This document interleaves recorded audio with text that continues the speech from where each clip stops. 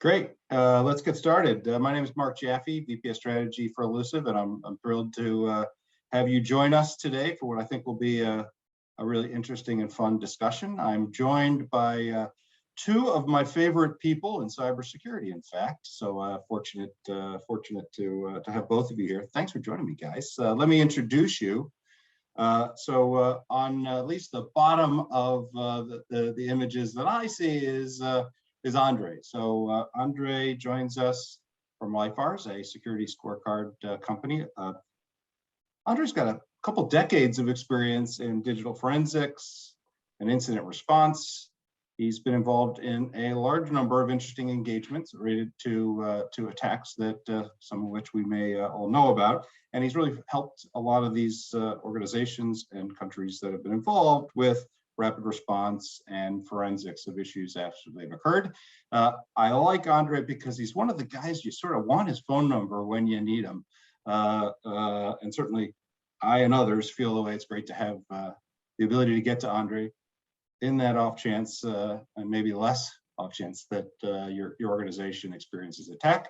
Ondrej is also involved in with a lot of organizations, helping them to improve their cyber posture. With me as well is Wade Lance. Wade Lance has been a Field CTO at Illusive for a number of years, and actually prior to that has been involved in large numbers of technologies in both IT and cybersecurity. One of the things that impresses me about Wade is that he's built this sort of trusted advisor network where I hear from CISOs that I know that they really appreciate the kind of insights that Wade provides, both around technologies, but also sort of the people and process issues involved in building and managing cybersecurity teams. And so to both of you, thanks for joining.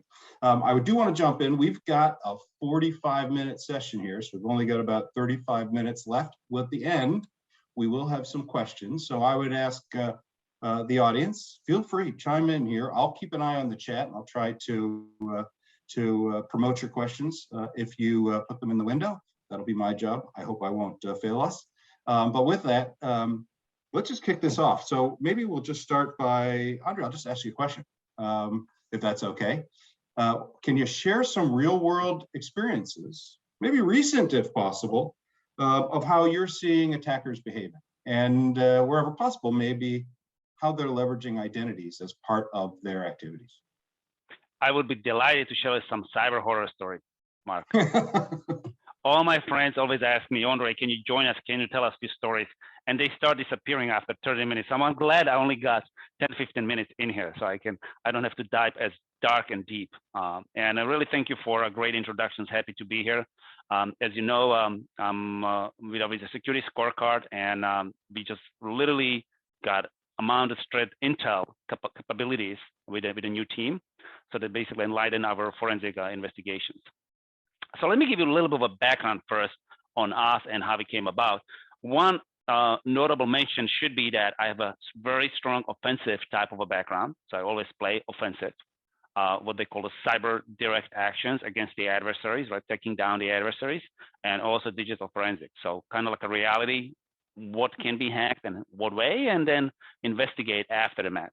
I pivoted into more just being the forensic investigator last decade, but I truly started in offensive forces and then looking the aftermath, what will happen. What distinguishes us are multiple indictments that we served, and from APT-10, SAM, if you recall these hospitals being compromised in the East Coast, we got fingers on that threat actor as well. A group called Xstatich that was reselling credentials for ransomware, very big operation. And we have some screenshots, impressive platform for around $8 to $10 sold credentials. The one notable credentials that all of you know of for $500,000 that's been sold on that platform was a very large, one of the big four consulting companies, Action Servers, right? That was in this platform for $500,000 for sale. So it was a top sale. And of course, as you can see, also some of the cryptocurrency hacking. And I would say last year we covered on 150 ransomware engagements.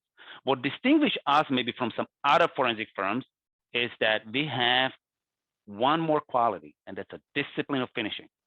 So we often finish the threat actors, meaning we bring them to the justice, the prosecution, and we've got great relationship with the Federal Bureau of Investigation.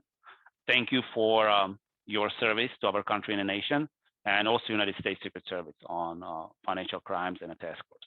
And of course, that lead us to great cooperation with Europol. So thanks to friends at Europol and many cases that we've done through Europe, we couldn't do without you, the seizure and analysis, and also for Interpol and NATO.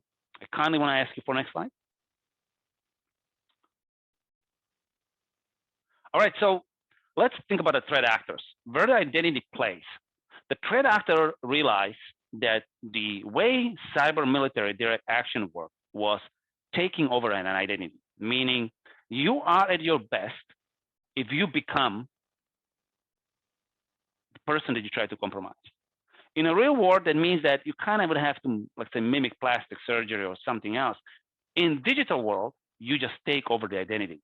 Beautiful, elegant, right? So all what you need to do is become that person digitally, meaning get his VPN access, get his two-factor authentication, and sign in him. If you look at the SolarWinds, you can even use the same city with the same IP range, sign as that administrator. Isn't that beautiful? Right, coming from the same IP range, almost like your ideal neighbor, with that credentials and a two-factor. If you do that, most of the corporate networks have no idea what just happened. I remember I'm a big living life on the edge, as you can imagine, and one of the things as a professional ski life was that there are three kinds of people on the planet, right? People who make things happen, people who kind of watch things happen, and people who have no idea what just happened, right? So most of the people have no idea. Most of the networks have no idea. 80% have no idea what just happened. This signing in as like an enemy in a gate, that's a brand new butter for them. If you look at the ransomware, especially Eastern Bloc ransomware, look at the Colonial. The Eastern Bloc are your enemy at the gates. There are two agents dressing like you, walking like you, have all the badges.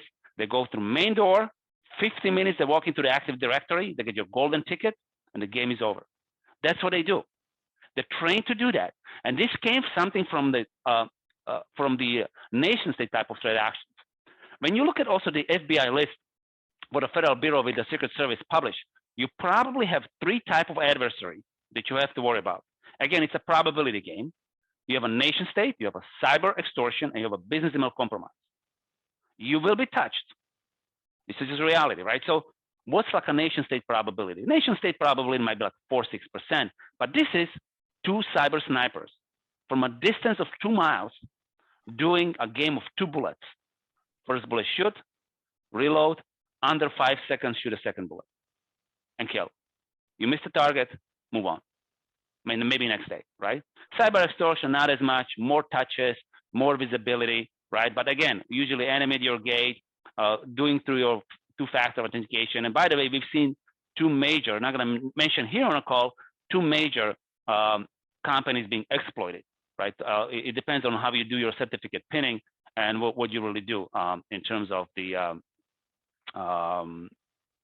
actions. Then next one that you have are threat actors that are affiliated more with the financial crime, meaning they steal for the financial gain. And these threat actors, they heavily focus on the wires and the transfer. We call them business email compromise. And you've heard so many stories of threat actors compromising, for example, cloud platform. And there's nothing wrong with a cloud platform, but may not have, let's say, properly implemented two-factor or very weak password. And these threat actors go and compromise and then add themselves as a vendor or wire money out of the system. Can I ask you next slide, Mark? Sure. Life is a breach. At some point, you will be compromised. Being compromised is life certainty after the taxes and debt. Face the reality. So what are the three? So what are the three touches that are going to happen to you in your life? There's something what we call the cyber cancer.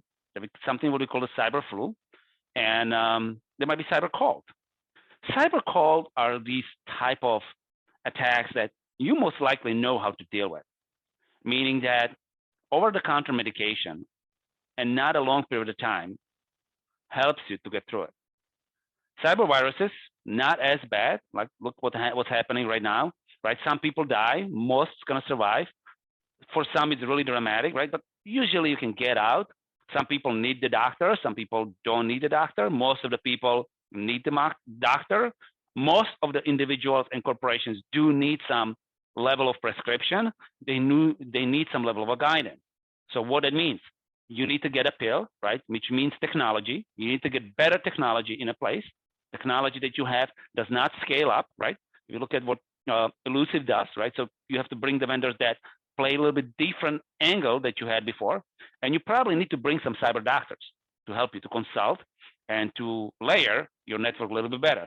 But the good news is, it might not be as dramatic. Maybe let's say under 6 months, or maybe like 1 year you get out. And there's this period when what we call being in a cyber emergency room, when you need cyber oxygen, you move to cyber hospital, and then you move into the rehab. So it's not as bad, but it is bad. You can die. The reality is you get this cyber flu, you may die as a company. And the beauty for threat actor is that you can digitally die multiple times in a year. As a persona, you only die once. Digitally as a company, you can die multiple times in a year. You can be exploited with the cyber flu. So you do have to take it on digital world even much more seriously as you would take in a physical world. Now, cyber cancer, that's something none of us can predict. And of course, none of us wants to get. Very serious, long time in cyber emergency room, a lot of cyber oxygen, many doctors, require specific type of the cyber surgeries and operations to get you out. Not an easy. After every surgery, you need to survive, meaning you have to cut the threat actor out of the system. Requires extensive time in a hospital and rehab. If you do it in 2 years, think like Olympic player, you're probably doing very well. So the reality here is each of them has a probability. It's just a probability game. Just the fact you have not been compromised, you maybe just not meet the radar. I told everyone that over the last 2 years, we probably had less than 2% of companies that would not have cyber insurance being compromised, meaning threat actors getting also educated who can pay for it and how they get paid. And they understand the game and ecosystem that's being actually created for them. Next slide, please. Yeah. Is that, by the way, you talk about cyber insurance attacks, and is that creating, would you think, more flu? Is that sort of creating this contagiousness that is seeing this increase of cyber insurers being attacked? It's really what it created is an underground economy because, for example, Mark, we have an individual in Russia that we've been tracking who was involved also in that colonial pipeline. His income, let's say 6-7 years ago as a programmer, he was just programming, let's say, the evil code, was like, let's say, $12 to $15, $20,000. And then you see how he's progressing. He's moving from that to ransomware to $400,000, $500,000 payments, accumulating, let's say, net worth 1 or 2 million on the market. And now that individual is like 80 million to 100 million in Bitcoin market. The good news about the Bitcoin is that because of these wallets, and you can connect them, right? It's like bank accounts that advertise how much money you have. You can actually see how much the cyber criminals and how they grow with it. So what really happened was that because the insurance, and again, nothing wrong with insurance carriers, but of course they want to pay the claims, the threat actors were getting money. There's a cash flow. Now, these individuals actually investing in other small groups that's starting. So they have 2 to 3 million. When our evil was born, the estimate is that probably around $5 to $10 million went into like a seed money to hire right people for the job. That allows them really hire highly scalable force on a market that they didn't have before. You're not looking at the kids anymore. You're looking at individuals on a payroll that have former cyber military experience. Right. That's why they're able to take that, being enemy at the gate, take your identity, walk through your door, get your golden ticket, and basically detonate your network by ransomware. Unbelievable. And Andre, I love your stories. I want to see if I can get Wade into the discussion here. So Wade, we've talked about sort of identity compromise. What are the sort of examples of conditions you're seeing in enterprises that sort of are ripe for attackers? So yeah, I think it's maybe a couple of slides ahead. So on a side note, I love Ondrej's stuff, right? I'm here madly taking notes. The quotes are so much fun.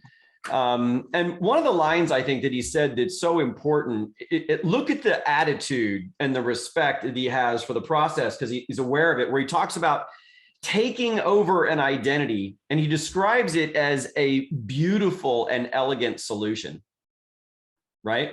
Rather than the brute forcing and that kind of process, this, how smooth and efficient and beautiful and elegant, according to Ondrej, that identity compromise really is. And the reason for that is that, number one, it's so effective.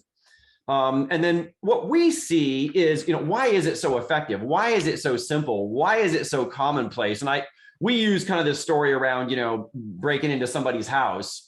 And a lot of places, certainly old school, they used to leave the doors unlocked, but in many places, hiding the keys under the front doormat or under a potted plant or a fake rock or whatever, super common. And what we see very consistently is that users and processes and systems cache this identity information through normal business operations. This residue is just left behind. And that's really an important facet for cybersecurity people to understand, is that normal business operations leave behind residue, identity residue, that attackers are very, very keen to identify and take advantage of. And so that's why we're seeing people with Ondrej's experience and background really focusing on taking advantage of identities because it's so effective. So let's jump to the next slide. I want to take a minute and talk about why it is that they're in that posture. We promised the folks that joined us a conversation about the identity risk maturity curve, how to mature your identity posture, your identity program. We took some time and just kind of dropped into three various buckets. It could be a lot more complex, but we wanted to kind of keep it simple and consumable.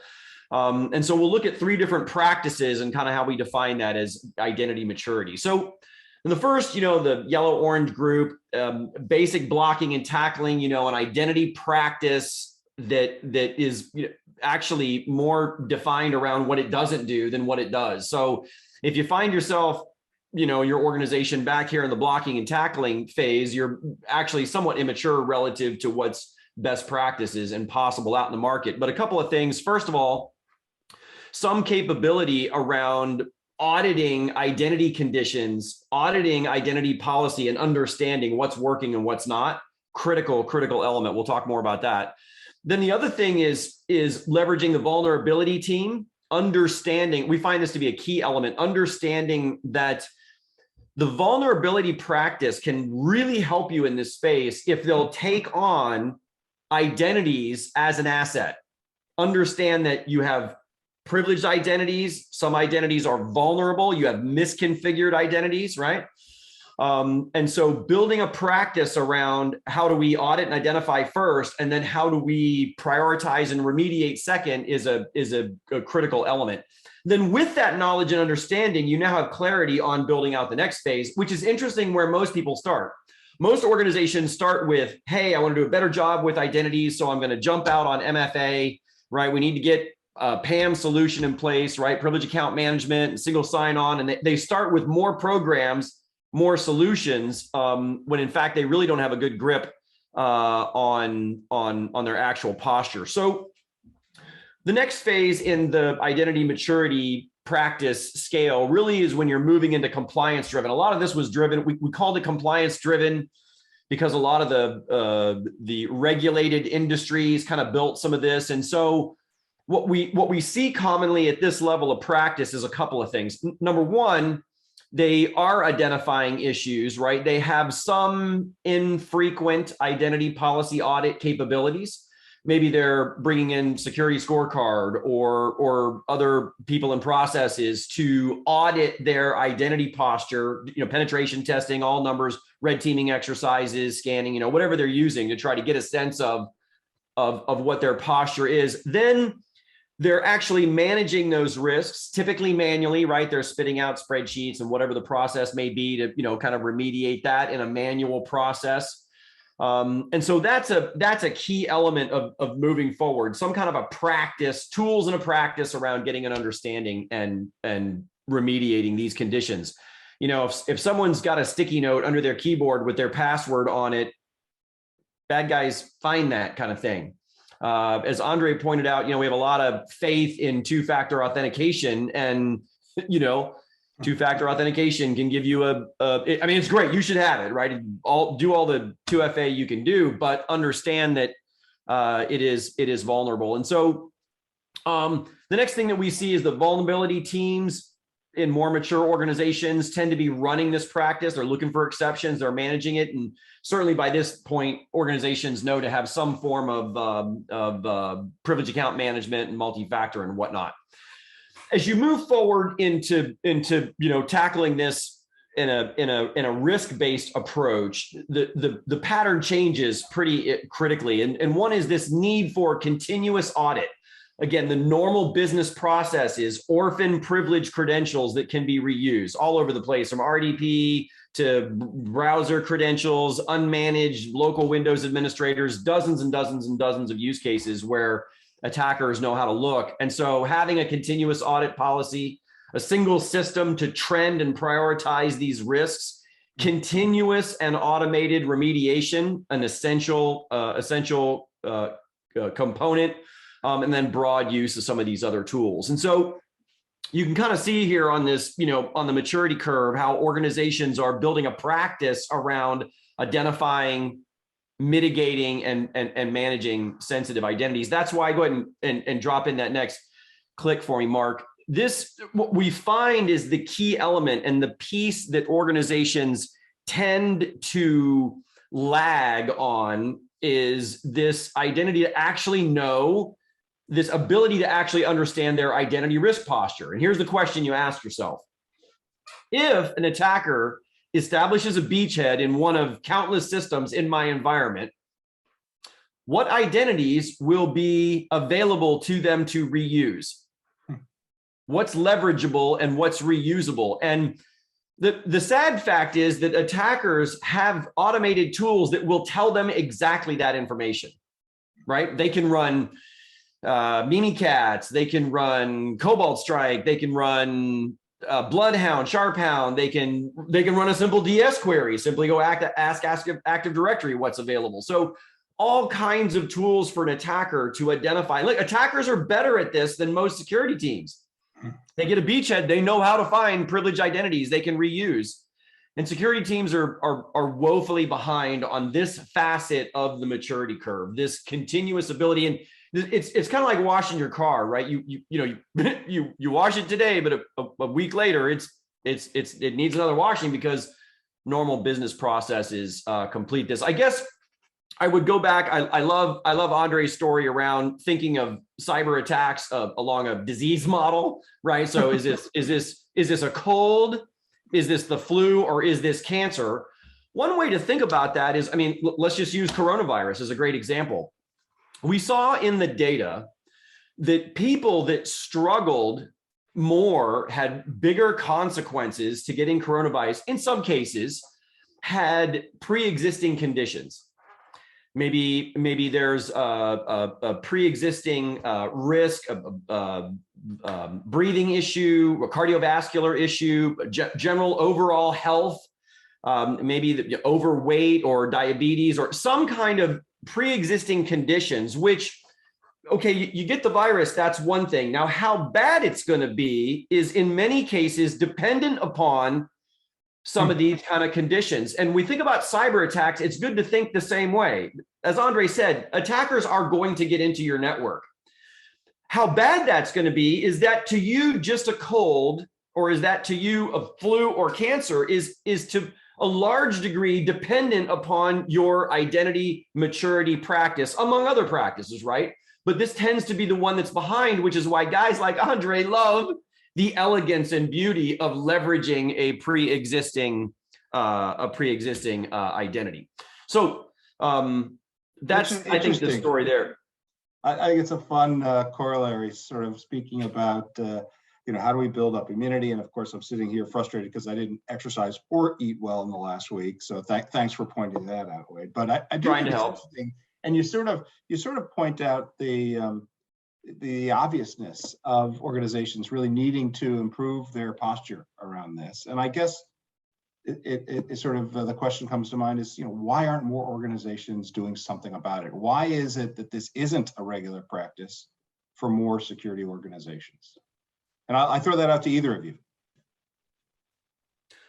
Well, a couple of points, and I want to hear Ondrej's response. Obviously, I think it's a twofold. I would point out. Number one, there has, and they work off of each other. The 2 points. One is overconfidence in existing identity tools. I don't have to worry about. Yeah. I was worried about privileged account management, but now I got a PAM solution, so I'm good. Or I'm using two-factor authentication, so nothing bad can happen to us, right? So there's this overconfidence, and part of the reason there's this overconfidence in the tooling is because there isn't continuous audit. And in fairness to security teams, there hasn't been good infrastructure to do that, right? There just hasn't been good tooling that does this continuous audit. Hey, if an attacker gets hold of these systems, here's the identities that are leverageable, here's how they're leverageable, here's how you clean that up.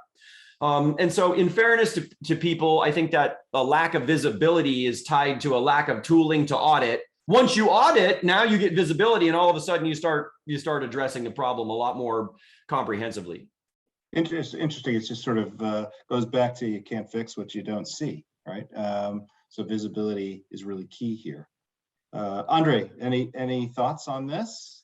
I love those 2 points that Wade, Mark pointed out. That's the overconfidence and visibility.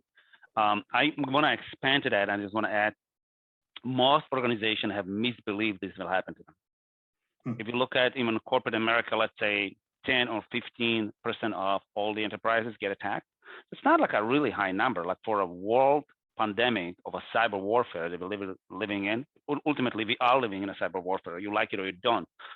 5 billion people is less than 100 milliseconds from you, right? So you are in one room, so how are you not going to get this virus? But still, 10-15% of the enterprises get infected, right? So it's not a high number on packed surface that we are. So they usually believe that it's not going to happen to us. And it goes back to the point that Wade said it, that you don't understand. We have two-factor. Did you ever test it at two-factor? Does it really work? Can be circumvented. For example, like you don't have just based on a token, someone's going to go and fish and get the token and access and said, well, I don't know how that's realistic, right? So now the second point that they miss outside of that misbelief is they don't know what the reality is. And the reason why they don't know what the reality is, because every vendor they ever dealt with told them they're going to solve their problem. Yeah.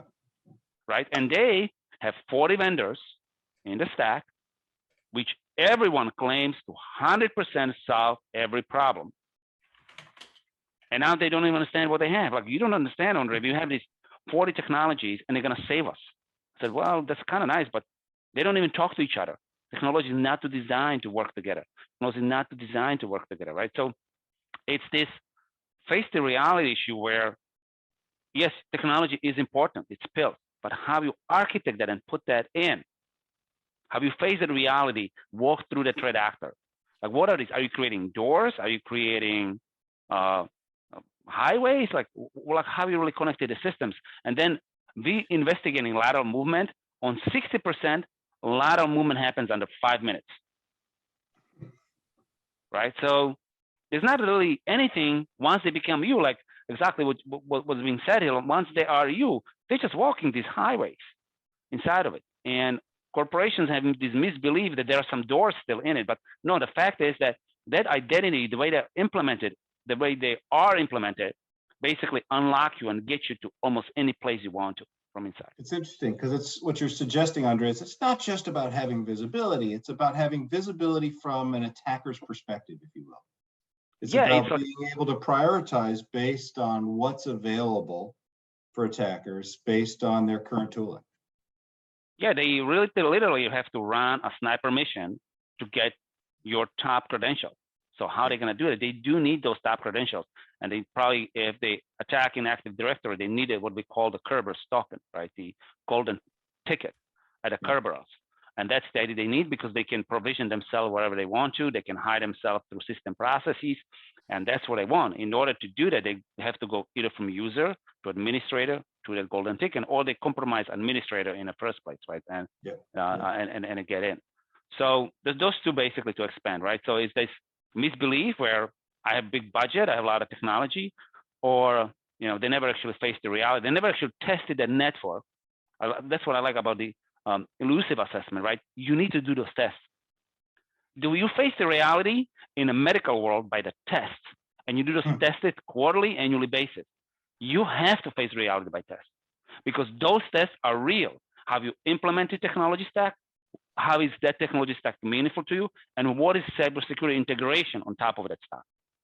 It's interesting you talk about the Illusive assessment. We haven't talked about that. Wade has sort of teased this conversation for us, which I really enjoyed, around this need for continuous visibility. Wade, maybe you could just take a moment and talk about what you're doing with clients and security teams around the globe to help them get this visibility. Yeah, it's a great discussion because good news, there is now tooling that does this work, right? It's not necessary to be blind. It's simple and fast. And so one of the things we do is just an identity risk assessment, right? Okay, if I'm a bad guy and I get into your environment, what identities are going to be available? So the process here is kind of a twofold process. One, up at the top of the slide, what we do is we evaluate the directory structures that are designed to manage identities, right? So whether it's Enterprise AD, Azure AD, the PAM solutions, we want to look at the policy engines and the controls and say, okay, what controls have you put in place? Who are the privileged users? Who are the privileged groups? What are the policies? What's available? And unfortunately, most security teams today, that work is done in a silo, right? I think about Active Directory. Only does Active Directory make sense? I look at Azure. I look at PAM. It's like, yes, they're set up. I'm checking all the boxes in my GRC documentation that we're doing it right. The problem is, if you don't actually look at the endpoints the way an attacker does, you don't see the misconfigurations and the holes and the gray space between those policy engines. So the second part of an Illusive identity audit is to actually examine the endpoints and look at, hey, okay, what's available? Things like browsers storing credentials to crown jewel applications. I loved Ondrej's point. He said, think about this statistic, because I hadn't heard it before. So I'm always learning from Ondrej, which is 60% of breaches will have lateral movement within 5 minutes. That tells you that this is not hard to do, right? Illusive data suggests that 1 in 6 endpoints in the average enterprise, 1 in 6 endpoints, in fact, have on them some residue of a privileged exploitable identity. Privileged, right? 1 in 6. So that means there are other opportunities for zero-day exploits and for privilege escalation through other processes, right? But like 1 in 6 just have, creds laying there ready to be reused, right? So Illusive does this assessment where, it takes us, like one endpoint, we just want to look at one endpoint, we'll connect it up to a whatever domain it's running in, take a couple of hours and pull some data, produce a report that shows 3 meaningful insights about privilege identity exploitation possibilities in the environment, to help people get a sense of, okay, what would this look like in my environment? And the last thing I'll say about it that people is so helpful is that it gives you the attacker view. You've got this look that says, hey, if an attacker gets a hold of this environment, this system per se, here's the things that are leverageable and reusable, and here's the targets of those. And so it helps the organization say, I can't tell you how many times we talk to somebody about a risky condition and they're like, well, that's not a problem. And we say, oh, okay, here's how an attacker will exploit that. And you get the big O, right? Oh, I didn't know that was possible, you know? So identity risk assessment is fast and easy. We can do it, in a couple hours. And then it changes the conversation from, is this interesting, to, okay, what's our posture? Quick and easy. Really, really cool process. Thanks, Wade.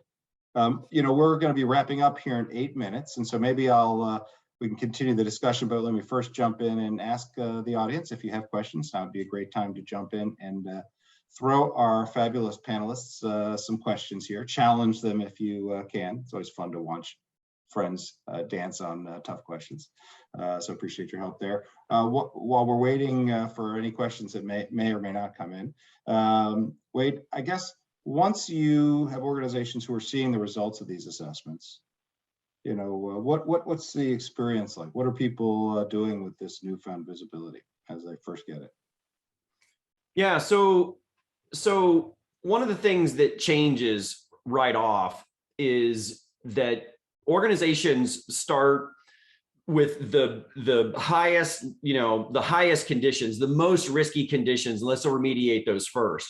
One of the things that people like about our tooling is that it includes automatic remediation for a lot of conditions, right? If somebody is storing credentials in a browser to a sensitive application, the Illusive process, if you run it continuously, can just go in and remove those credentials out of the browser, right? And so there's processes and best practices, how to not, break things and whatnot. But what we find is that there are some quick gains that can be had in reducing your overall risk posture and in increasing that maturity of the identity practice. One of the ways, and I want to point this over to Ondrej, one of the ways that immediately shows itself is organizational success against pen test teams and red team exercises, right? Rather than those experiences being painful and lots of lateral movement and quick exploitation of the entire environment, we have blue teams, security teams that win the pen test, that they win the red team exercise. They're in a different posture, and it shows immediately. So bringing in SecurityScorecard, other organizations, but obviously we like SecurityScorecard a lot, Ondrej and the team, to come in and do that proof point and analysis to demonstrate that this allows the security team and the identity team to demonstrate to management, hey, we are maturing. We have a harder, tighter environment. If we get a cyber event, when we get a cyber event, it will just be a cold. It won't be the flu or cancer. Yeah, and I want to expand to that, to what Wade said, if I can jump mark that. Please. Look, like our annual contract, like our incident response and 911 contracts, that's exactly what we want to bring the customers, right? But like we understand almost that claim where the incident happens. But what are those proactive activities that we can bring under that annual incident response retainer, that cyber non-contract, right? So, and think of this like analogy from a medical world. So the identity assessment is kind of a new thing because everyone was focusing on the CREST framework, incident response preparedness, what do you do with the legal, how do you engage a forensic team, what is the communication, right? But the reality is, yes, the spear phishing and the phishing, we kind of all understand it's an issue, right?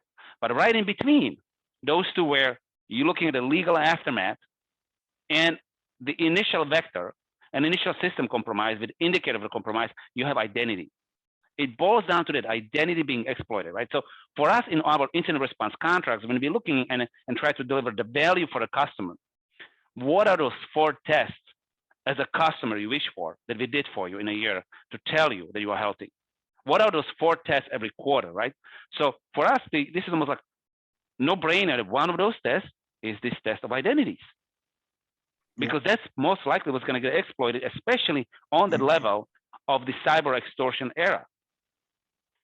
It's interesting because unfortunately, the 3 of us are not kids. We've been around in cyber for a few years, and we probably remember wasn't that long ago, probably 6 years ago or so, when the security teams we were working on were really prioritizing what had been kind of informal vulnerability management process around hosts and networks, and had really amped it up and formalized that process because of all the exploits they were seeing that were being taken advantages in code. And I think we're probably at a point where we're seeing identity become such a prevalent attack vector that I expect and hope organizations will take advantage of the sort of similar technologies are available now for around identity misconfigurations and vulnerabilities.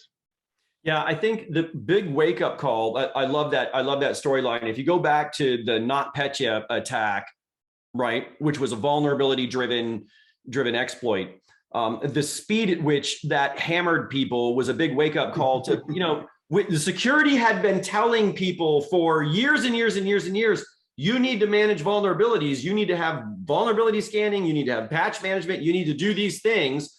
And I think NotPetya was a dramatic wake up call, and we saw organizations respond to mature that practice. And I think we're at the same inflection point on identity today, which is it's time to build a continuous automated program around privileged identity audit and visibility and remediation, because it's 60% of breaches have lateral movement within 5 minutes.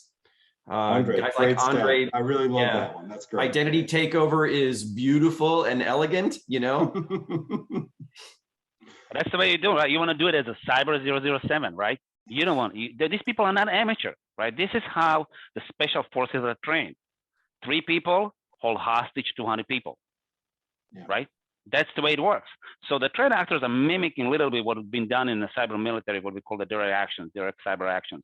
And this is the model, right? So an identity is a key in that model. They want to become digital you, right? And we see that like all the clients that we have like on our incident response program annual, like we always tell them that, look, this is a new game right now. It's redefined, right? Yeah. The game is played with you.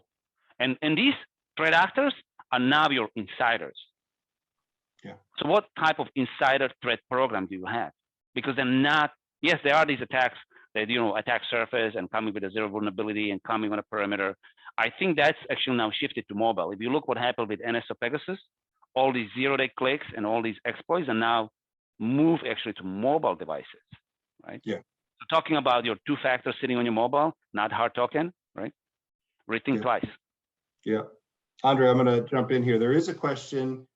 So I want to be respectful in the minute or two we have left to see if we can answer this one. I think this question is, where are these so many privileged identities that are vulnerable? Where are they on endpoints, and why are they there despite all the tooling that has been put in place to protect these endpoints? Yeah. So go ahead, Ondrej. Yeah, I tell you from forensic point of view. Everyone is looking at the credentials where it's like a cache and being. We see threat actors deploying mimikatz almost on every attack. Once they get hold of the system, but they believe the system credentials are embedded in the memory, they attack the memory. And they're going to dump your memory and they're going to get into it. Yes, the domain admin might be cached on that system, but they're also not silly. They understand how the caching works. They know that the cache can be alt, right? So they look at the cache credentials on a system. But the most of the advanced threat actors, especially those that ran like through an organization, like in 5 minutes, they dump 2-3 servers with the user. Yeah. And they know how to inject the library to elevate themselves, to do the memory injection well. Once they dump something called LSAS that holds those credentials, they make the lateral movement. Yeah. Simple, beautiful, elegant. Yeah. Wait, did you want to add something on top of that? Well, yeah, look. Memory attacks, common as common can be, privileged credentials, cached in memory. Look, we also see other horrible things like an administrator is using putty to solve a problem. There's a burning fire. I got a Linux server down and it needs to work right now. And so I'm going to SSH into that host and I'm going to work on the problem, but it takes a couple of reboots. I'm going through a process. So what do? They put the username and the password into the putty client so that they can reconnect to that system to make that firefighting process efficient. And then at the end of that, they're distracted by the next fire and they move on. What they don't realize is in the putty client, I mean, it doesn't take Mimikatz, doesn't take memory injection, doesn't take any skill. Just go look at the putty client. Oh, look, free ride as root into a Linux host, right? And there are so many of these conditions. And unless you're auditing, going endpoint by endpoint and looking what's in the registry, what's in the memory, what's in the Windows cache, what's in the vault, unless you're looking at this, again, the normal business operations create this residue. It's endemic, and so. Wait, I give you even good one. We had a client, maybe 2-3 cases in a year. We have where they go and disable the endpoint security. They just compromise that individual, and he has actually saved the password, using the password, to the endpoint security solution that they're using to protect themselves, right, in the browser. And they just go and click disable. Makes it You easy. can't beat that. Can't You beat can't that. Can't make this All right. up. Well, look, unfortunately, we're going to wrap here because we're running out of time, and I want to be respectful of our audience who took the time to join us. I hope they had as much fun as I did. I hope you guys had a good time. This was a fun discussion. Always a pleasure, Ondrej. Good to see you again. Pleasure, Wade and Mark, and thank you for having us. Thanks for the time, and for anyone who is interested, there is a way to follow up with us. So let me just see if I can reshare. I wanted to give the audience opportunity to see us a bit. So let me just reshare this screen if I can, and give folks an opportunity to get to reach out to us. Wade talked about an identity risk assessment from Illusive. Here's a URL you can use to go sign up for one of those. Certainly reach out to us at info@illusive.com. And for information about LIFARS, a security scorecard company, and to get access to Ondrej's team, you can see his contact@lifars.com email address and his website listed here. Look, this is really fun. Thanks so much. We should do this again. And I would say if those audience members would like to see more of this group, I'd be happy to beg and grovel to get Wade and Ondrej to come back, although I don't think it'd be that hard. This was really fun. Thanks everybody for joining. Have a good rest of your day. Thanks. Thank you.